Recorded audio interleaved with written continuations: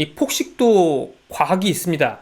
어떻게 폭식을 하느냐에 따라서 이 살이 더 얼마나 찌는지 이런 것들도 안 그럴 것 같지만 관련이 있어요. 그리고 또 폭식을 한 다음에 이제 체중 관리는 또 어떻게 해야 될 것인지 뭐 이런 거에 대해서 오늘 꽤 나름대로의 연구 결과들이나 이런 것들을 바탕으로 해서 알아볼 겁니다. 그럼 같이 가시죠. 안녕하세요, 수빈킴입니다. 추석 명절이 다가오고 있는데 추석 명절 하면 제일 먼저 떠오르는 게 뭐 명절 음식이죠.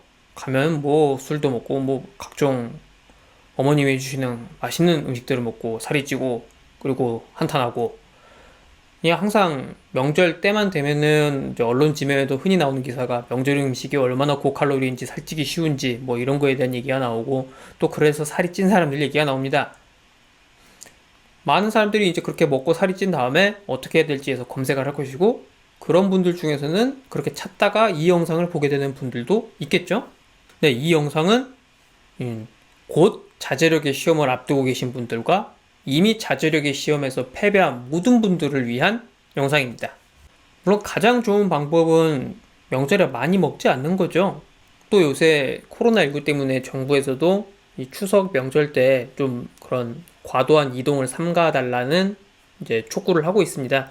저도 거기에 10분 동참하여서 이번에는 본가에 가지 않을 예정인데, 근데 이제 갔다고 치자고요. 그러면은 뭐 어머님이 해주신 갈비찜에 뭐 각종 전에 또뭐 술도 있고 뭐 이렇게 해가지고 이걸 안 먹으면 또 등짝 맞을 것이고, 정말 엔간한 자제력이 아니고서는 지금 이 영상을 보는 거의 대부분의 분들이 아마 굴복하실 겁니다. 저도 굴복 당할 겁니다, 아마. 네. 늘 당해왔고요. 그래서 이제 오늘 시간에는 이 명절 음식 폭식을 하게 되더라도 이 폭식도 과학이 있습니다. 이 좀 이상한 표현이긴 하지만 어떻게 폭식을 하느냐에 따라서 이 살이 더 얼마나 찌는지 이런 것들도 안 그럴 것 같지만 관련이 있어요. 그리고 또 폭식을 한 다음에 이제 체중 관리는 또 어떻게 해야 될 것인지 뭐 이런 거에 대해서 오늘 꽤 나름대로의 연구 결과들이나 이런 것들을 바탕으로 해서 알아볼 겁니다. 그럼 같이 가시죠. 가장 희망적인 얘기로 시작을 해보자고요. 한 번 폭식한다고 해서 살이 찌진 않습니다. 이게 무슨 소리냐면은 이 인간의 몸이, 결국 사람의 몸이 다이어트라는 거는 내가 쓰는 만큼의 에너지랑 들어오는 만큼의 에너지를 이제 비교를 했을 때 들어오는 게 더 많으면은 살이 찌고 또 쓰는 게 더 많으면 살이 빠지게 돼 있는 거죠. 일단 기본적인 원리는 이러는데, 근데 여기가 이제 이게 실제로 어떻게 적용되느냐는 좀 약간씩 다릅니다. 사람마다도 다른데 이 섭취하는 영양소에 따라서도 달라요. 일단 한번 이렇게 생각을 해보자고요. 그러면은 잉여 열량, 칼로리를 얼마나 섭취해야 내 몸에 체지방이 늘어날까?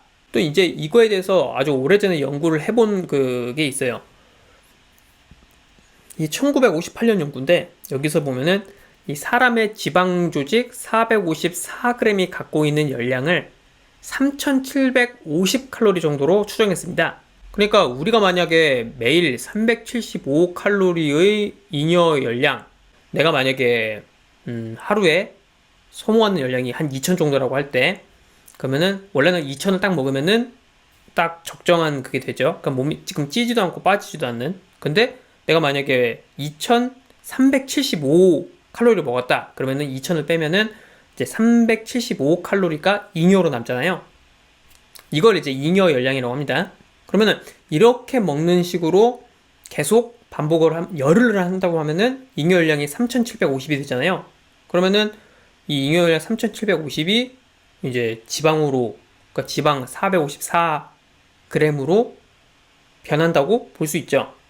그러니까 이거는 뭐 그냥 산술적으로, 물론 이게 완벽하게 정확한 건 아닙니다. 근데 대충은 이렇게 된다고 볼 수 있는 거예요. 그런데 재미있는 거는, 그러면은 내가 하루에 뭐 그런 수영선수 펠프스 같이, 펠프스는 뭐 하루에 뭐 10,000칼로리를 먹는다고 그러잖아요.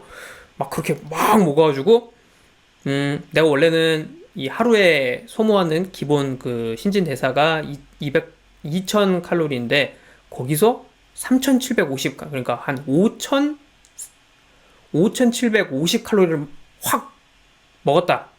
그러면은 잉여 열량이 3750이 되잖아요. 그러면은 산술적으로 봤을 때는 이게 그대로 454g의 체중으로 변화가 돼야 됩니다. 그런데 실제로는 그렇지 않다는 거죠. 왜냐면은 인간의 몸은 잉여 열량을 지방으로 전환하는데 그게 한계가 있어요. 그러면은 이 한계를 넘어서는 건 어떻게 되느냐? 이제 이런 것들은 몸에서 열로 그냥 태워서 써버리거나 아니면 그냥 배설을 해버립니다. 단순히 칼로리를 섭취하는 행위만 가지고서도 몸에서는 열을 발생해서 칼로리를 소모를 하게 돼 있어요. 이거를 이제 식이성 열 발생이라고 해요. 그러면 이제 식이성 열 발생으로 이제 몸에서 소비하게 되는 에너지는 얼마나 되냐? 요거는 섭취하는 영양소마다 다릅니다. 1996년의 논문에 따르면은 이 지방의 식이성 열 발생은 섭취한 열량의 0에서 3%, 탄수화물은 5에서 10%, 단백질은 20에서 30%라고 해요. 그러니까 똑같은 열량을 먹더라도 어느 영양소를 위주로 먹었느냐에 따라서 몸에서 식이성 열 발생, 이제 열 발생하는 게 다르다는 거죠. 이 96년 연구 결과로만 놓고 보면은 내가 만약에 그러면 지방을 1000칼로리를 먹었을 때랑 단백질을 1000칼로리를 먹었을 때랑 최소랑 최대치를 놓고 비교한다면은 지방은 거의 0%까지도 되기도 하고 단백질은 30%까지 되기도 한다는 거 했으니까 그러면은 지방은 1000칼로리를 먹었어도 뭐 특별히 따로 소모하는 그게 없는데 단백질은 1000칼로리를 먹었더니 300칼로리는 소모를 하더라. 이렇게 될 수가 있는 거죠. 그러면은 여기서부터도 차이가 꽤 나게 되잖아요. 그래서 단백질 위주의 식사를 하게 되면은 동일한 열량을 섭취를 했더라도 잉여 열량이 생길 여지가 더 줄어들게 되죠. 이것 때문에 이 소위 그 헬창들 뿐만 아니라 다이어트라든지 이런 것들에 관심이 있는 모든 사람들이 항상 단백질 섭취를 되게 중점으로 해서 잘 관리를 해야 된다고 제가 말씀을 드린 겁니다. 단백질 섭취에 대해서는 제가 예전에 한번 그 설명을 해드린 적이 있어요. 그거 참고하시면 도움이 되실 겁니다. 그리고 이제 탄수화물 얘기를 해야 되는데 탄수화물은 우리 탄수화물, 지방, 단백질 이 3대 매크로 중에서 가장 요새 천대받고 있는 영양소죠. 저만 해도 제 유튜브에서 줄기차게 탄수화물을 깠습니다. 뭐 키토제닉 다이어트라든지 구석기 다이어트라든지 이런 데서는 다 이제 최대한 그 탄수화물 섭취를 줄이려고 그리고 그렇게 해서 살을 빼는 걸 이제 목표로 하고 있으니까요. 그런데 이제 폭식의 문제로 들어서면은 조금 약간 상황이 달라져요. 잉여 열량이 체지방으로 변환되는 거는 탄수화물을 많이 먹었을 때의 그 잉여 열량이 체지방으로 전환이 되는 거랑 지방을 많이 먹어서 잉여 열량이 생겼을 때 체지방으로 전환되는 게 이 속도가 다릅니다. 이유는 간단해요. 탄수화물을 지방으로 변환시키는 것보다 지방으로 변환시키는 게 훨씬 쉽기 때문입니다. 우리가 그냥 정말 영양으로 섭취하는 지방이나 체지방이나 이게 성분에 면에서 거의 차이가 없단 말이에요. 그래서 몸에서도 지방이 들어오면은 그리고 그게 잉여로 남으면은 그거를 체지방으로 전환하기 훨씬 용이하다는 거죠. 근데 탄수화물의 경우는 먼저 글리코겐의 형태로 변환이 돼서 간이나 근육에 이렇게 보관이 돼요. 글리코겐은 몸에서 에너지가 필요할 때 가장 먼저 꺼내 쓰는 거기도 하고요. 이렇게 글리코겐으로 전환시킨 다음에도 여전히 남아도는 탄수화물로 인한 열량이 있다면은 그게 이제 체지방으로 변환이 됩니다. 근데 요거에 대해서 되게 흥미로운 1988년의 연구 결과가 있어요. 이 사람의 글리코겐 저장 능력이랑 탄수화물을 과잉 투입했을 때 얼마나 체지방으로 전환되는지를 알아보는 실험이었습니다. 이 3명의 대학 남성 운동선수들을 데리고서 처음 사흘간은 저칼로리 저탄수화물 식단과 운동을 시켜가지고 이 몸 안의 글리코겐을 완전히 다 소진시켰어요. 그 다음에는 7일 동안 매일 3,500에서 5,000칼로리를 먹였습니다. 참고로 뭐 다들 아시겠지만 이 성인 남성의 일일 권장 섭취 칼로리는 2,500 정도 되죠. 그러니까 3,500에서 5,000이면 상당한 겁니다. 우리로 치면은 앞으로 이제 명절에서 맞이하게 될 그런 폭식 상황과 같다고도 할 수 있죠. 여기서 이제 탄수화물 비중은 86%였어요. 그러면 이제 이렇게 증량을 한 다음에 어떻게 됐을까? 이제 그 결과가 되게 재밌게 나옵니다. 증량 실험 첫날에는 몸에서 지방이 전혀 생성이 되지 않았어요. 왜냐면 모든 잉여 열량이 이 소모된 글리코겐 보충에 투입이 됐기 때문입니다. 둘째 날에는 지방 30g이 생성이 됐고 셋째 날에는 45g이 생성됐어요.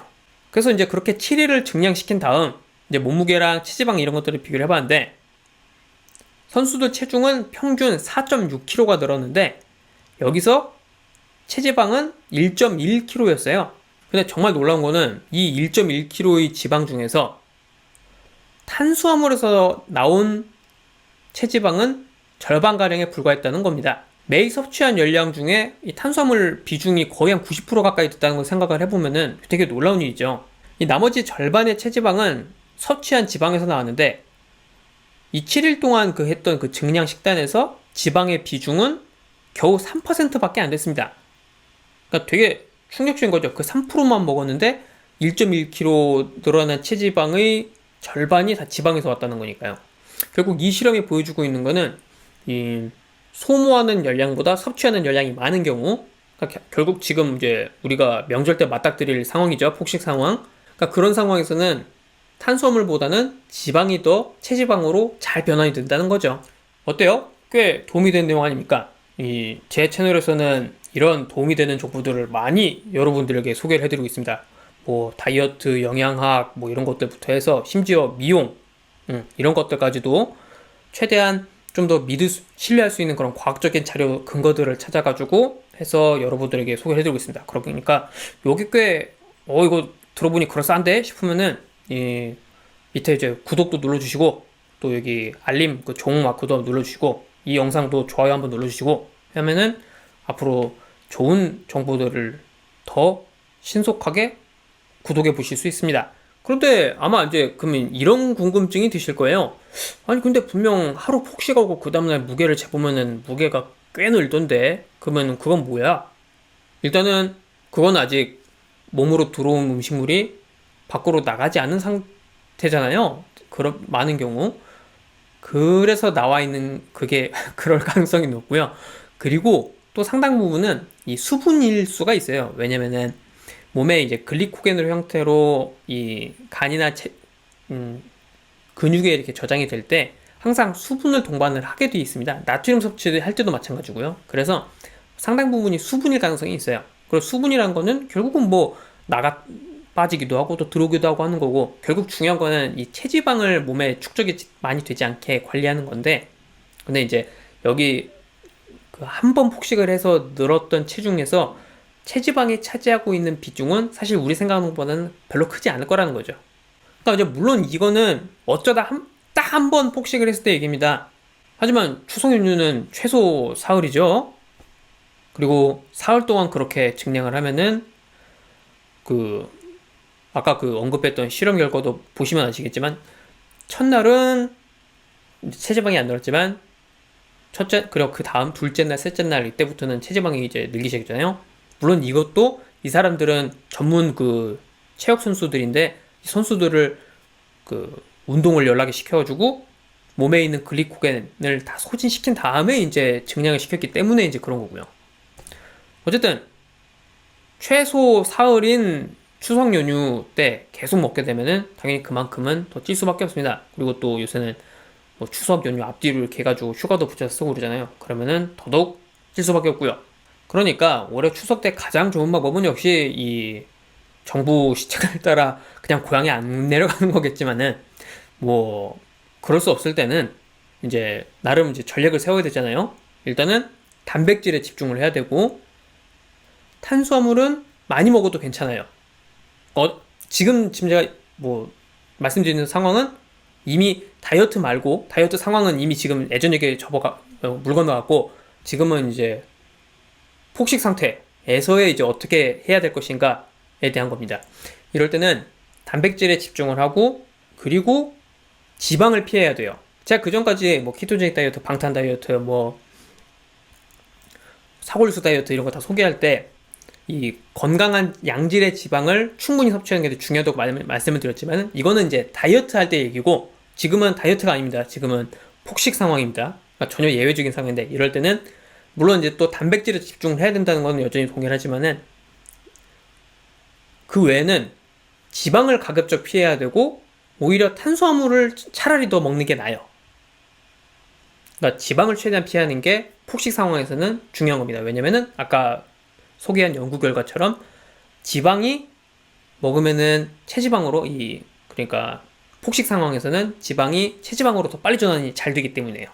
단백질이 얼마나 이제 그 도움이 되냐? 뭐 우리 저 헬창 여러분들께서는 또 근손실 하잖아요. 뭐 근손실 이런 거에도 좋고 여러 가지로 단백질은 이 다이어트에 되게 좋은 그 영양소인데 그거에 대해서는 제가 그 전에 소개한 단백질 영상을 한번 참고하시면 도움이 될 겁니다. 거기에 되게 그 실험 결과 이런 것들 더 자세하게 단백질만 가지고서 단백질이 얼마나 중요한지에 대해서 그런 실험 결과들을 더 많이 소개해놨어요. 그걸 한번 보시면 도움이 될 거고요. 한 가지 제가 여기서 그냥 그 짚고 넘어갈 거는 제가 이제 그때 소개했던 것 중에 있는 건데 단백질을 충분히 섭취하지 않으면은 폭식을 해도 근손실이 올 수 있습니다. 그러니까 우리가 다이어트 하면서 근손실이 생기는 건 피할 수가 없죠. 근데 폭식으로 살을 찌웠는데도 근손실이 오는 거는 정말 최악의 상황이잖아요. 그러니까 최소한 그것만큼 피해야 되고 이제 그 이유가 이제 어떤 상황에서 그렇게 되는지 그 이유는 뭔지에 대해서는 이제 이 영상에서 따로 설명을 해드렸으니 그걸 꼭 참고하시기 바랍니다. 그러면 이제 단백질은 최대한 많이 먹고 지방은 최대한 피하고 이 폭식 상황에서 이제 이게 되게 중요하다고 말씀드렸고 그거 말고는 또 어떤 게 있을까요? 그 밖에는 이제 수분 그리고 섬유질이 있는데 이 두 영양소는 아니지만 어쨌든 이 두 거는 열량의 밀도가 낮으면서도 포만감을 주기 때문에 이 과식을 방지하는데 상당히 효과적이죠. 그래서 뭐 많이들 추천하는 게 샐러드죠. 그런데 이제 한 가지 문제는 그런다고 명절에 가가지고는 어머니 전 샐러드 주십시오 이러면은 등짝을 또 맞겠죠. 뭐 우리 그런 명절 음식에 샐러드 같은 건 없잖아요.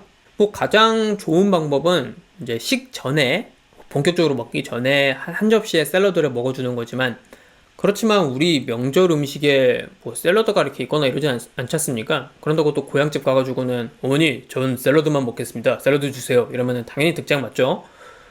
그러니까 반드시 꼭 식전에만 먹어야 될 필요는 없어요. 같이 먹어도 어느 정도 도움이 됩니다. 그러니까 뭐 샐러드는 아니지만은 다른 뭐 나물이라든지 뭐 김치라든지 그런 야채들을 위주로 먹으면 되잖아요. 그리고 이제 야채를 먹는 거에 대한 샐러드 먹는 거가 과식을 얼마나 이제 좀 막아줄 수 있는지 이런 거에 대한 또 재미있는 연구 결과가 있습니다.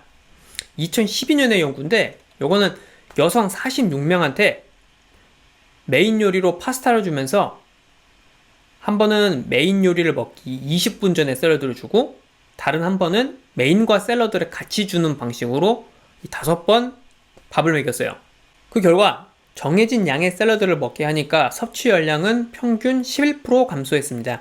메인과 같이 먹는 것보다는 메인을 먹기 전에 먹을 때 그러니까 샐러드를 메인과 같이 먹는 것보다는 메인을 먹기 전에 샐러드를 먹을 때 야채의 섭취량이 23%더 높았지만 샐러드에 먹는 시점의 차이 그러니까 이때 먹었는지 식전에 먹었는지 아니면 같이 먹었는지 그 차이는 실제로 섭취하는 열량에는 그렇게 큰 영향을 미치지 않았다고 해요.